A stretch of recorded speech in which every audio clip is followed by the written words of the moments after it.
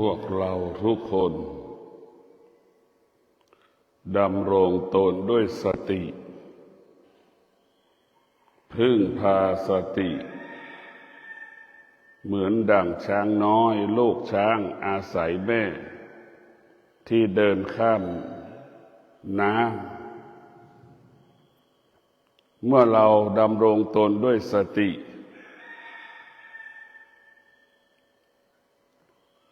ชีวิตของเรา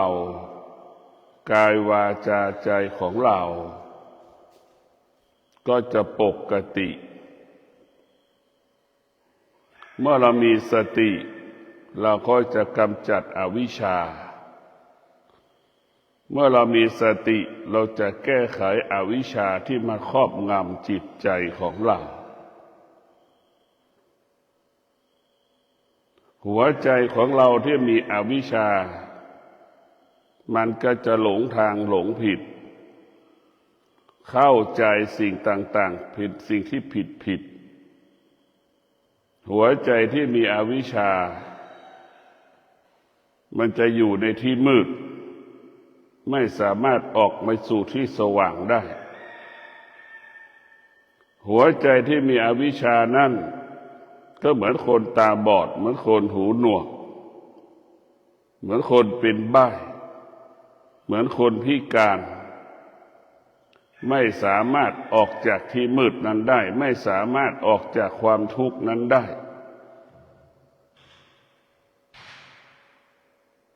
พวกเราทุกคนที่เกิดมาเราต้องอาศัยสติพึ่งพาสติสติเนี่ยเป็นที่พึ่งของเราสติเปรียบเสมือนพระพุทธเจ้าสติเปรียบเสมือนพ่อแม่ของเราสติเปรียบเสมือนครูอาจารย์ของเราคอยเตือนเราคอยให้กำลังใจเราสติจะเป็นผู้แนะนำอบรมสั่งสอนจิตของเราสติเป็นผู้ที่อบรมสั่งสอนจิตของเราส่วนมากเป็นผู้ไม่รู้เพราะมันไม่ได้ฝึก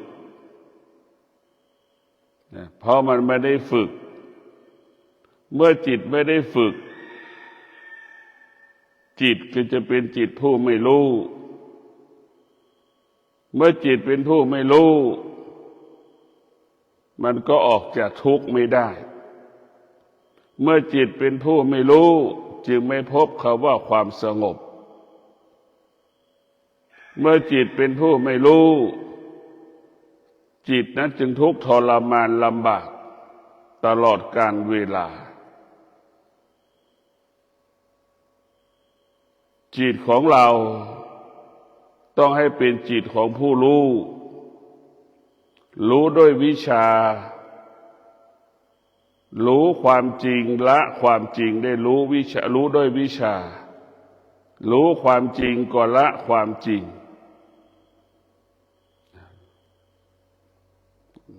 รู้ด้วยวิชารู้ความจริง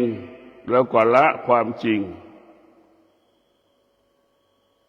เช่นเรามีสมบัติเราก็ละทิ้งสมบัติเราให้หมดเอาไว้นอกกายเราจะไม่ยึดติดในทรัพย์สมบัติและปัจจัยสี่ถ้าเราเจ็บป่วยก็ดีเราไปส่วนมากเราจะไปคิดถึงทรัพย์สมบัติของเรามันก็เป็นทุกข์เพิ่มความทุกข์ขึ้นมาอีกพอเจ็บป่วยเมื่อไหร่ก็คิดถึงความตายพอคิดถึงความตายก็คิดถึงสมบัติอีก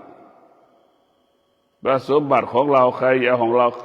ใครลูกคนไหนจะของเราไปคิดถึงแต่สมบัติก็เป็นทุกข์แต่คนที่เจ็บป่วยแล้วก็ไม่มีสมบัติก็คิดหนักอีกว่ากูตายลูกกูจะอยู่ยังไงก็คิดอีกมันเป็นวิตกกังวลตัวอวิชชานี่เห็นไหมตัวอวิชชาทั้งหลายตัวไม่รู้ทั้งหลาย มันทำให้เราไปยึดติดหมดไอ้คนป่วยแล้วก็ไม่มีสตางค์ลำบากยากจนตอนที่ป่วยปุ๊บก็คิดถึงลูกคิดถึงหลานเนี่ยมันจะอยู่ยังไงเพราะเราไม่มีสมบัติให้มันจะกินยังไงมันจะมีชีวิตอยู่แบบไหนอันนี้เนี่ยคือคนที่ยากจนแล้วก็เจ็บป่วยก็คิดอีกอย่างหนึ่งไอ้คนที่มีเงินเวลาเจ็บป่วยก็คิดอีกอย่างหนึ่งว่าสมบัติของกูใครจะของกูไปกูจะทำยังไงสมบัติที่กูมีอยู่มันก็จะคิดอีกอย่างหนึ่งคิดอะไรก็แล้วแต่ถ้าคิดตัวนั้นมันเป็นอวิชชาเป็นทุกข์ทั้งสิ้นอวิชชานะมันจะเป็นทุกข์ทั้งสิ้นไม่ให้เราออกไปจากความทุกข์มันจะฝังลึกให้เราอยู่ในความทุกข์ตลอดเวลาหิวเราก็ทุกข์อิ่มก็ทุกข์นี่เป็นอวิชชาทั้งสิ้นรวยก็ทุกข์ยากจนก็ทุกข์เป็นอวิชชาทั้งสิ้นเราต้องพิจารณาสิ่งเหล่านี้ชีวิตของเรานั้นมันตกอยู่ใต้อำนาจอารมณ์ความรู้สึกของตนเองและบุคคลอื่นๆการที่เรามีสติเราจะอยู่เหนืออารมณ์ของตนเองเราจะอยู่เหนืออารมณ์ของบุคคลอื่นๆการที่เรามีสติเราจะเท่าทัน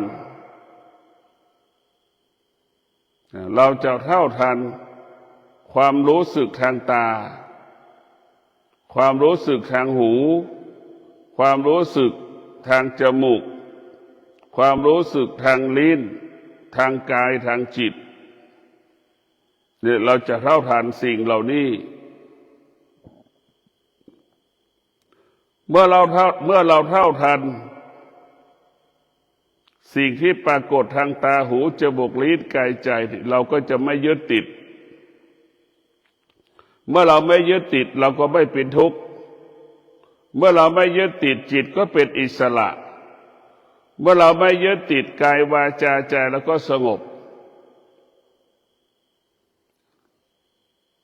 พวกเราต้องมีสติที่จะฝึกจิตให้จิตเป็นผู้รู้เมื่อจิตเป็นผู้รู้จิตนั้นก็จะอยู่เหนือสิ่งที่เรารู้ทั้งสิ้นไอ้ตามันรู้จิตมันก็จะละมันจะไม่ยึดติดหูมันรู้มันก็ละมันจะไม่ยึดติดจมูกมันรู้มันก็ละมันจะไม่ยึดติดลิ้นมันรู้มันก็ละมันจะไม่ยึดติด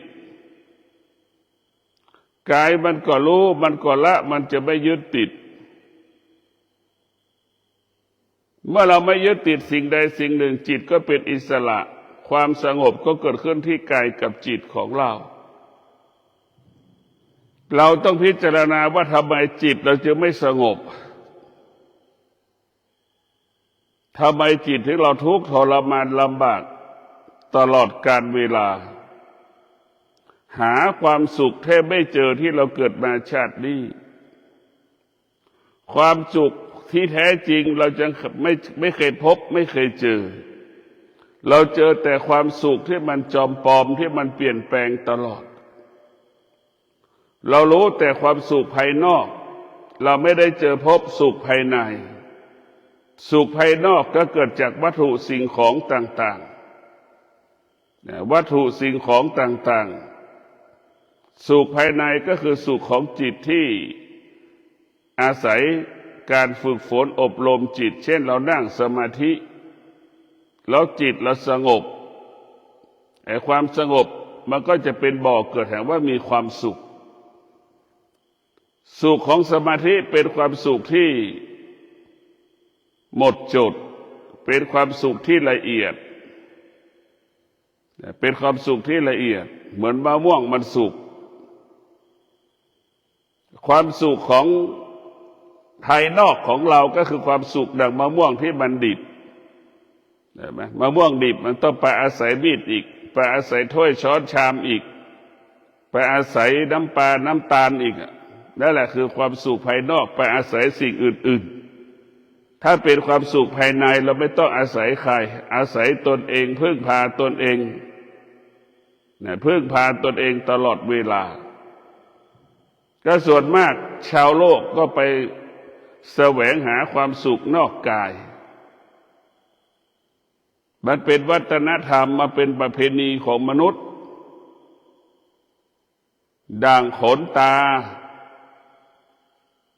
อยู่ใกล้ตา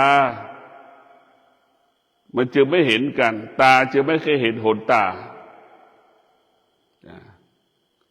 ดังเขาว่าหญ้าปากคอกทางที่ล้อมงัวควายเห็นไหมรอบคอกก็มีหญ้ากินแต่งัวควายมันก็ไม่กินไปกินหญ้าที่อื่นแต่เราว่านี่แหละคือเราจะเห็นความสุขของนอกกายไปแสวงหาสิ่งความสุขอยู่ภายนอกสุขที่ไปอาศัยเขานั่นเป็นความสุขที่เป็นเหตุให้เกิดความทุกข์เพราะเขาไม่สามารถตอบสนองเราได้ดังพ่อแม่สามีภรรยาลูกเป็นความสุขนอกกายไปอาศัยซึ่งกันและกันจนถึงที่สุดก็ไม่สามารถตอบสนองสิ่งที่เราต้องการและปรารถนาได้พวกเราต้องมีสติพิจารณากายของเราเป็นบ่อเกิดแห่งความสุขเราจะสร้างสุขที่กายเราจะสร้างสุขอยู่ที่จิตกับกายจะต้องอาศัยสติก็เปรียบเสมือนคนที่พนักงานถูพื้นพนักงานทำความสะอาดนั่นแหละสติก็คือกำจัดชำระล้างสิ่งที่เป็นกิเลสออกจากกายสติเป็นผู้กำจัดความโลภความโกรธความหลงออกให้หมดสติจะเป็นผู้กำจัดเหมือนสติเปรียบเสมือนคนที่ทำความสะอาดเช็ดพื้นถูพื้นเห็นไหมมาหน้าที่มาทำความสะอาดสติก็คือทำความกำจัดตาของเรา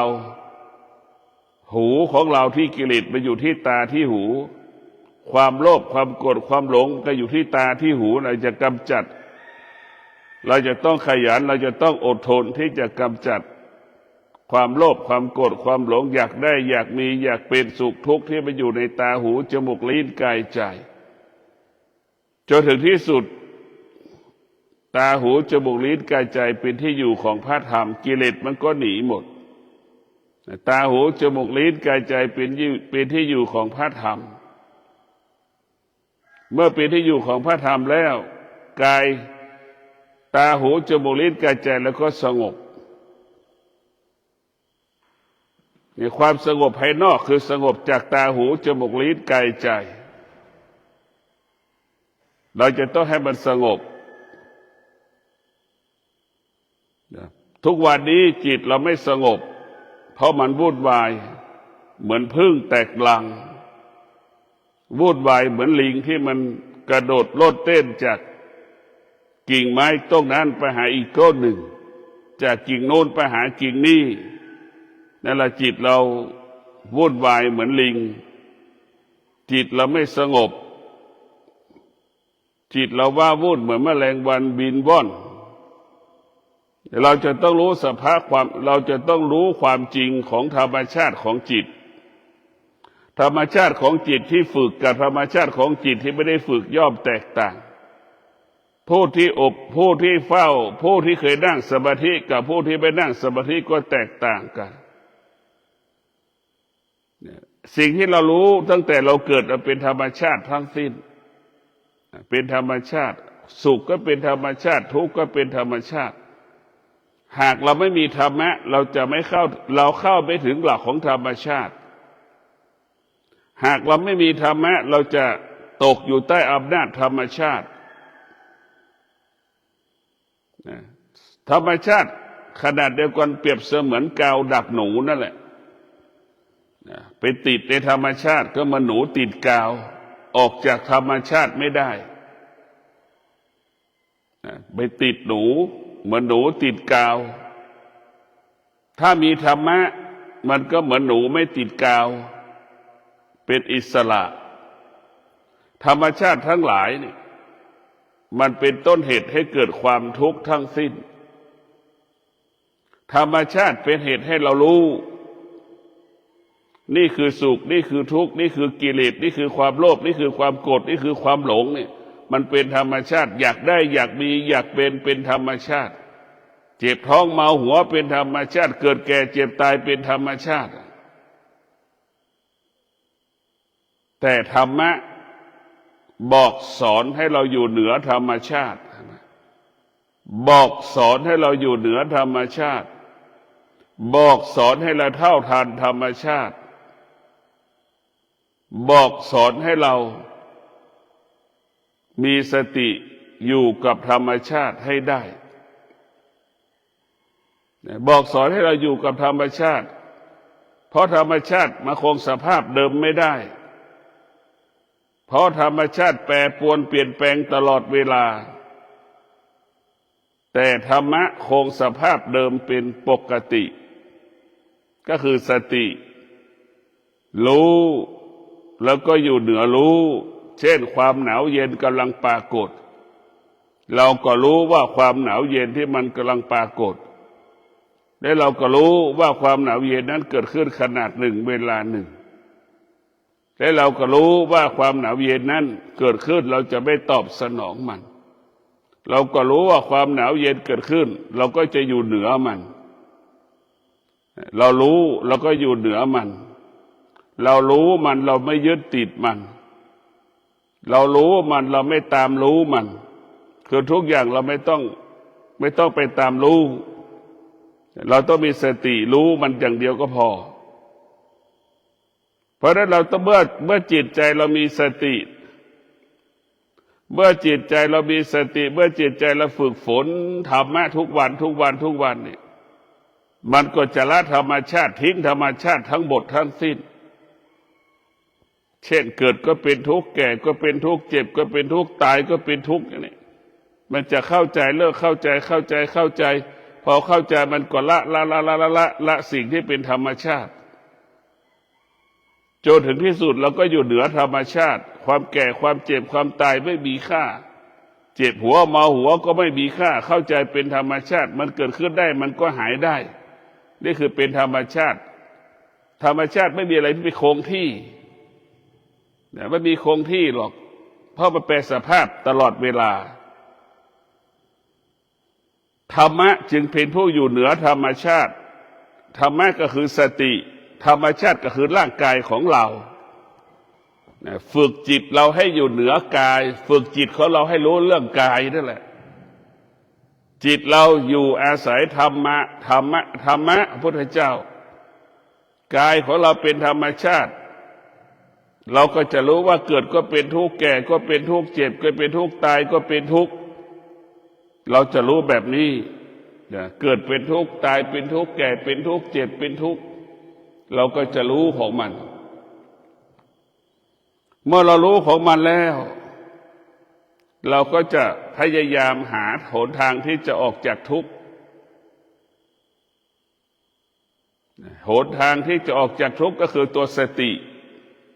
เหตุทางตัวที่ออกจากทุกข์คือวิชาเมื่อหัวใจเรามีวิชาแล้วเราจะเห็นทุกข์เห็นความจริงของความทุกข์และเห็นความจริงที่จะออกจากทุกข์เห็นความจริงที่อยู่เหนือความทุกข์จนถึงที่สุดเราก็หลุดพ้นจากความทุกข์เมื่อเราหลุดพ้นจากความทุกข์กายและจิตเราก็เป็นอิสระเมื่อกายเป็นอิสระเราปฏิบัติธรรมก็ง่ายก็สะดวกโอกาสที่จะรู้ธรรมเข้าถึงธรรมก็ง่ายโอกาสเข้าถึงธรรมก็ง่ายธรรมชาติเนี่ยมันเป็นสิ่งที่น่ากลัวที่สุดธรรมชาติเป็นสิ่งที่น่ากลัวไม่ได้เป็นสิ่งที่น่ารักอย่างที่เราเข้าใจสิ่งอันเป็นที่รักของเราก็คือธรรมะนี่แหละเป็นไม่มีพิษไม่มีภัยเป็นประโยชน์เกิดประโยชน์กับเราทุกวัน ธรรมะเปรียบเสมือนลมหายใจเข้าออกคืออากาศที่เราสูดดมนี่แหละธรรมะไม่เป็นพิษไม่มีพิษเหมือนข้าวที่เรากินทุกวันละไม่เป็นพิษไม่เป็นภัยเป็นประโยชน์เกิดประโยชน์ธรรมะจะเป็นแบบนี้อันนี้คือธรรมะมันจะเป็นแบบนี้เหมือนน้ำที่เราดื่มและมันเป็นเช่นนั้นมันจะสร้างสรรค์ชีวิตเราตลอดเวลาเราจะต้องมีสติถอนอวิชชาออกจากกายออกจากจิตเราจะต้องถอนอวิชชาทั้งหลายที่ตัวไม่รู้ที่มันอยู่ในร่างกายของเราตัวไม่รู้นี่มันเกิดขึ้นสำหรับมนุษย์ทุกๆคนมนุษย์ที่แต่งงานมีอวิชชาอยู่ในจิตใจไม่ว่าหญิงว่าชายแต่งงานก็จะให้ความสำคัญกับสามีตนเองภรรยาตนเองมากกว่าพ่อแม่ตนเองนี่แหละหัวใจที่มีอวิชชามันจะเป็นแบบนี้เราจะให้ความสำคัญกับบุคคลอื่นเหนือกว่าพ่อแม่ตนเองลูกเมื่อแต่งงานเสร็จแล้วคลอดลูกออกมากลายเป็นแม่ของคนเมื่อเป็นแม่ของคนแล้วก็จะหลงลูกตัวเองอีกใช่ไหมลูกที่พ่อแม่มีอวิชชาก็จะหลงลูกตัวเองอีกทางที่ตัวเองก็เป็นฐานะเป็นแม่อยู่ปัจจุบันฐานะที่เป็นลูกอยู่ปัจจุบันลูกที่มีอวิชชาก็จะหลงสิ่งที่มันของนอกกายเช่นหลงลูกตัวเองเห็นไหมแล้วก็ทิ้งแม่ไว้ข้างหลังเราก็เป็นแม่ทำไมเราคิดถึงลูกเราล่ะทำไมเราถึงห่วงลูกเราล่ะแล้วทำไมแม่ไม่ห่วงเราล่ะทำไมแม่ไม่ห่วงเราล่ะนี่แหละถ้าอวิชชามันก็จะปกปิดแบบนี้ตลอดเวลามันจะปกคือละเห็นอีกสิ่งหนึ่งละอีกสิ่งหนึ่งเห็นสิ่งหนึ่งละสิ่งหนึ่งเราไม่สมดุลกันทั้งที่เรามีลูกได้กับพ่อแม่เรามีสามีได้กับพ่อแม่มีสมบัติได้กับพ่อแม่พ่อแม่ให้กำเนิดชีวิตเราจึงมีสิ่งอยู่ทุกวันนี้เราจึงมีทุกสิ่งทุกอย่างได้พ่อแม่ถึงแม่พ่อแม่ไม่หาเราก็ชีวิตของเราก็สามารถหาได้ตัวเราเองโลกทั้งโลกเป็นสมบัติของพ่อแม่โลกก็สามารถแสวงหาสมบัติที่มีอยู่บนโลกนี้ได้แต่ลูกบางคนก็ไม่ได้คิดเช่นนั้นไม่คิดหาสมบัติคิดจะเบียดเบียนสมบัติของพ่อแม่ลูกที่มีอวิชชาไหมคิดจะเบียดเบียนสมบัติของพ่อแม่ลูกที่มีวิชานั้นก็จะแสวงหาสมบัติด้วยตัวเราเองไม่เบียดเบียนทรัพย์สมบัติของบุคคลอื่นใช่ไหมลูกที่มีวิชานั้นจะแสวงหาทรัพย์สมบัติด้วยตัวเราเองพึ่งพาตนเองอาศัยตนเองไม่จำเป็นจะไม่เบียดเบียนพ่อแม่ไม่จำเป็นจะไม่ขอเงินพ่อแม่ใช้นะเพราะฉะนั้นพวกเราทั้งหลายต้องมีสติที่จะฝึกฝนธรรมะพุทธเจ้าเนี่ยมันว่าเรื่องการพัฒนาคุณภาพชีวิตของเราทั้งหมดทั้งสิ้นให้เรารู้ความจริงให้เรารู้ความจริงให้เรารู้ความจริงความจริงก็คือแม่เราเป็นสิ่งที่เราต้องดูแลไม่ใช่สามีไม่ใช่ภรรยาสิ่งที่เราต้องดูแลคือพ่อของเราแม่ของเราไม่ใช่สามีภรรยาอย่างนี้มันจะรู้ความจริงสิ่งที่เราต้องดูแลให้ความสำคัญคือพ่อแม่ของเราพ่อแม่ของเราห่วงเราห่วงเราเหมือนเราห่วงลูกของเรานั่นแหละเนี่ยหัวใจที่มีวิชาลูกที่มีวิชาก็จะเข้าใจแบบนี้ลูกคนไหนจิตเป็นผู้รู้ก็จะเข้าใจอย่างนี้แหละเราคิดถึงลูกเราแบบไหนแม่ก็คิดถึงเราแบบนั้นแหละนั่นแหละลูกที่มีจิตเป็นผู้รู้ด้วยวิชาเห็นความจริงเห็นความจริงเห็นความจริงเห็นความจริงตลอดเวลายิ่งกว้างใหญ่ไพศาลเห็นความจริงกว้างใหญ่ไพศาลเหมือนท้องฟ้า เหมือนเรานั่งเครื่องบินเห็นความจริงอย่างนั้นแหละมันกว้างใหญ่ไพศาลลูกที่เป็นจิตของผู้ไม่รู้อ่ะมันก็จะหลงเห็นแต่ลูกตนเองเห็นแต่ภรรยาตนเองเห็นแต่สามีตนเองลูกที่มีอวิชชาลืมพ่อลืมแม่ทิ้งพ่อทิ้งแม่คิดถึงพ่อแม่แค่บางเวลาดูแลพ่อแม่แค่บางเวลาเห็นไหมนี่แหละลูกที่มีอวิชชาจิตของผู้จิตลูกที่เป็นผู้ไม่รู้ก็จะเป็นแบบนี้มันเกิดความไม่สมดุลเมื่อเกิดความไม่สมบูรณ์มันจะเกิดคำว่ากรรมอีกเห็นไหมลูกที่มีวิชานั้นจะเป็นลูกที่ไม่มีกรรมมันจะสร้างความสมดุลเรามีเวลาให้ลูกเราก็ต้องมีเวลาให้แม่เรามีเวลาให้สามีของเราต้องมีเวลาให้พ่อของเรามันจะคิดแบบนี้เรามีเวลาให้ลูกของเราต้องมีเวลาให้แม่ของเราเป็นอย่างนี้มันจะสมดุลก็ส่วนมากลูกจำนวนมากก็เป็นลูกที่มีอวิชชาปกปิดจิตใจหลงเมียตัวเองหลงสามีตัวเองหลงลูกตัวเองหลงเพื่อนของตัวเองเห็นไหมมันเป็นแบบนี้กันหมดไอ้คนที่ไม่ได้แต่งงานก็ติดเพื่อนหลงเพื่อนไอ้คนที่แต่งงานเสร็จก็หลงสามีภรรยาหลงลูกตนเองจะเป็นแบบนี้ตลอดเวลานี่แหละคืออวิชชาที่ครอบงำจิตใจเรามันกระจายให้เราไม่เห็นความจริงแล้วเราก็จะอยู่ในความไม่เป็นจริงแหละเราก็อยู่ในที่มืดตลอดเวลาเราจะเห็นได้ว่าเราอยู่กลางที่มืดกลางคืนเนี่ยมันจะมองอะไรไม่เห็นเลยนั่นแหละคืออวิชชาจะเป็นเช่นนั้นเห็นความไม่เป็นจริงเท่านั้นความจริงมันไม่เห็นดังคนกะวิชาเปรียบเสมือนกลางวันเราจะเห็นความจริงหมดเศษตะปูตกเศษเหล็กตกเศษแก้วตกเราเห็นหมดนั่นเราเห็นความจริงเห็นความจริงเราก็ละความจริงเหลงความจริงก็หนีความจริงเราต้องอยู่มันความจริงคือกิเลสความจริงคือความโลภความจริงคือความโกรธความหลงเราจะต้องหนีมันเราไม่เอามันเราจะทิ้งมันไปให้หมดไม่ให้มันอยู่ในกายในจิตของเราเราต้องมีสติอยู่เพราะอวิชชาเป็นสิ่งที่น่ากลัวที่สุดมันอยู่กับตัวเราตลอดเวลาเหมือนคนแก่ที่มีอวิชชาอยู่ในหัวใจแก่แล้วก็ยังคิดถึงลูกคิดถึงหลานอีกห่วงลูกห่วงหลานอีกรอลูกรอหลานไปมาหาสู่อีกครับอันนี้คือแก่ที่ขัดแก่ที่มีอวิชชาก็จะห่วงลูกห่วงหลานคนแก่ที่งอกงามด้วยวิชาแก่แล้วก็รู้ลูกหลานจะอยู่ไม่อยู่ก็ไม่เป็นไรตนแลเป็นที่พึ่งแห่งตนเห็นไหมคนแก่ที่มีคนแก่ที่มีวิชาคือรู้ความจริงว่าตนแลเป็นที่พึ่งแห่งตนลูกจะอยู่ไม่อยู่เราก็แก่เราก็เจ็บก็ตายหลานจะอยู่ไม่อยู่เราก็แก่เราก็เจ็บเราก็ตายลูกหลานจะอยู่ไม่อยู่ไม่สามารถมาหยุดยั้งความแก่ความเจ็บความตายในโลกเนี่ยแก่ด้วยวิชาจึงรู้ความจริงจนถึงที่สุดก็พึ่งพาตนเองอาศัยตนเองตนแลเป็นที่พึ่งแห่งตนอันนี้แหละคือแก่ด้วยวิชารู้ความจริงเห็นความจริงเรามีสามีก็พึ่งเราไม่ได้เราก็พึ่งสามีไม่ได้เราจะมีสามีไม่มีสามีเราก็แก่เราก็เจ็บเราก็ตายอันนี้แหละคือหัวใจที่มีวิชาจะเข้าใจแบบนี้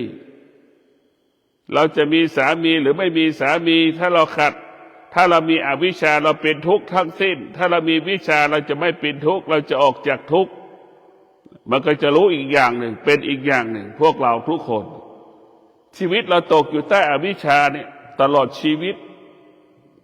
ถ้าเราไม่ถอนไม่ดับไม่ระงับมันก็จะแพร่กระจายเหมือนไข้หวัดปีหนึ่งเราเป็นไข้กี่สิบครั้งเป็นอะไรอวิชชาก็เป็นอย่างนั้นมาครอบงำเราต้องถอนอวิชชาการถอนก็คือการสติกับวิชาเรียกว่าใช้วิชาดับอวิชชาใช้วิชาดับอวิชชาวิชาเปรียบเสมือนสบู่ยาสีฟันอวิชชาก็เหมือนคราบเหือคายที่เรามันติดเปื้อนร่างกายเรานั่นแหละอวิชชาก็ปิดอวิชชาก็เหมือนคราบที่เปื้อนที่ติดเสื้อผ้าเราวิชาก็เปรียบเสมือนผงซักผ้ากำจัดคราบที่เปื้อนนั่นแหละคือเราต้องใช้วิชากำจัดอวิชชาเราจะเห็นความจริงรู้เรื่องความจริงเราจะรู้แล้วว่าผงซักผ้าธรรมดา กับน้ำยาซักผ้าเอ็กเซนเนี่ยมันแตกต่างกันอย่างไรเราก็จะเห็นเลยอวิชชากับวิชาอาวิชชากับวิชามันแตกต่างกันแบบเราก็จะเห็นนะผงซักผ้ากับน้ำยาซักผ้าเอ็กเซนมันแตกต่างกันอย่างไรเราจะเห็นว่าคุณภาพมันต่างกันเราจะต้องพิจารณาดูและเราจะเลือกอันไหนที่เป็นสิ่งที่ดีล่ะเราทุกคนก็จะรู้ว่าน้ำยาซักผ้าเอ็กเซนก็เป็นที่ดีที่สุดผงซักผ้าเราต้องเอามือไปขยี้อีกเห็นไหมเพราะฉะนั้นพวกเราทั้งหลายวิชาทำให้รู้ความจริงเห็นความจริงที่มีอยู่บนโลกใบนี้วิชาเห็นความจริงว่าการดำรงตนด้วยศีลนี่แหละจะทำให้กายเราบริสุทธิ์การฝึกฝนจิตสมาธิทำให้จิตเราบริสุทธิ์ทั้งกายทั้งจิตจะหลุดพ้นได้ก็ต้องอาศัยปัญญาทั้งกายทั้งจิตจะหลุดพ้นได้ต้องอาศัยปัญญาปัญญากับวิชานี้จะทำให้เราหลุดพ้นทุกสิ่งทุกอย่างปัญญากับวิชาจะทำให้เราหลุดพ้นทุกสิ่งทุกอย่างพวกเราต้องมีสติในการดำเนินชีวิตของเราเนี่ยเราต้องมีสติเท่านั้นแหละมันปกติมันก็เข้มแข็งมั่นคงปลอดภัยอย่างนี้ยั่งยืนงอกงามเหมือนต้นไม้ที่เราดำเศษปุ๋ยจะเป็นสภาพนั่นแหละปกตินั่นแหละเรามีสติทุกอย่างมันจะปกติยึดอยู่กับความเป็นจริงแล้วก็อยู่เหนือความเป็นจริงแล้วก็ละความเป็นจริงไม่ตามรู้สิ่งที่เรารู้เนี่ยเรามีธรรมะเรามีสติแค่ละตัวสตินี่คือสำคัญที่สุดเมื่อเรามีสติเราก็จะมีวิชาถ้าเราขาดสติเราจะมีแต่อวิชชาเห็นไหมเพราะฉะนั้นพวกเราต้องมีสติอยู่ตลอดเวลาวิชามันก็เกิดถ้าเราขาดสติอวิชชามันก็เกิดเห็นไหมเกิดเป็นในการขาดสติอวิชชาเกิดขึ้นเมื่อเรามีสติมีวิชาเกิดขึ้นอวิชชาเป็นฝ่ายที่ไม่ดีเป็นฝ่ายมืดของสีเทาเรียกว่าอวิชชาเป็นฝ่ายสีเทาวิชานั้นเป็นฝ่ายสีขาวเราจะต้องเข้าใจเลือกเอาว่าสีเทากับสีขาวเราจะเอาไหนเพราะฉะนั้นพวกเราต้องมีสติธรรมะกับธรรมชาติเราจะเอาสิ่งไหนมากำกับชีวิตเราธรรมะจะสร้างสรรค์ชีวิตของเราธรรมชาติจะทำลายชีวิตของเราธรรมะจะเป็นผู้ปกป้องชีวิตของเราธรรมชาติจะทำลายชีวิตของเราตลอดมันไม่มีที่สิ้นสุดสุขนั่นแหละคือสุขนั่นแหละเป็นผู้ให้กำเนิดความทุกข์ทั้งสิ้นความสุขเป็นต้นกำเนิดของความทุกข์ความสุขจึงเป็นเหตุให้เกิดความทุกข์เพราะความสุขเช่นเรามีลูกกับทุกข์เพราะลูกมีสามีก็ทุกข์เพราะสามีน่ะเราคิดว่ามันสุขแต่ท้ายสุดมันก็กลายเป็นความทุกข์ทั้งสิ้นมีรถก็เป็นทุกข์เห็นไหมเราจะซื้อเรามีความสุขที่จะซื้อแต่พอมีแล้วก็เป็นความทุกข์ใกล้สิ้นเดือนอย่างเงี้ยเราจะไม่มีเงินผ่อนรถแล้วไม่มีเงินผ่อนบ้านแล้วไม่มีเงินใช้หนี้เขาแล้วสิ้นเดือนเห็นไหมมันก็เป็นทุกข์ทั้งสิ้นมันเป็นความสุขเป็นเหตุให้เกิดความทุกข์ทั้งสิ้นสุขเป็นกิเลสพวกเราทั้งหลายมีสติในการดำเนินชีวิตก็ฝากให้พวกเรามีสติอยู่กับวิชาถ้าเราขาดสติเราจะอยู่กับอวิชชาถ้าเรามีสติเราจะอยู่กับของหอมอยู่กับของเย็นถ้าเราขาดสติจะอยู่กับอวิชชาของเน่าของเหม็นถ้าเรามีสติเราจะอยู่กับวิชานั้นจะทำให้เราอยู่ที่สว่างตลอดเวลาถ้าเราขาดสติเราจะอยู่ที่มืดอยู่กับอวิชชาคือของที่มันมืดก็ขอให้พวกเราเจริญด้วยสติมีสติในการดำเนินชีวิตมีสติในการประกอบอาชีพมีสติในการปฏิบัติธรรม คำว่าสำเร็จก็เกิดขึ้นกับชีวิตของเราขอเจริญพร